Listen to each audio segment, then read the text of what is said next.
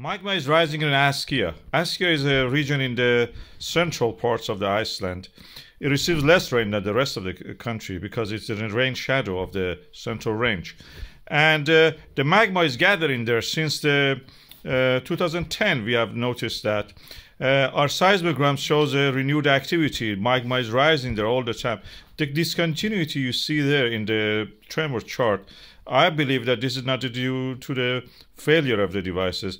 Maybe NATO or Americans are doing tests, so they have to turn off the seismogram so you don't see those tremors, those explosions they are doing there. The weapons test practically. What you see in the central of the regions of this area, in the summertime when it is accessible, in the wintertime it is a no-go area. So practically you cannot go there. Is a lot of thick layers of lava formed over the, 200 years and before that even. We have found the lapilli pyroclastic deposits of the Askja as far as Romania and even probably Anatolia.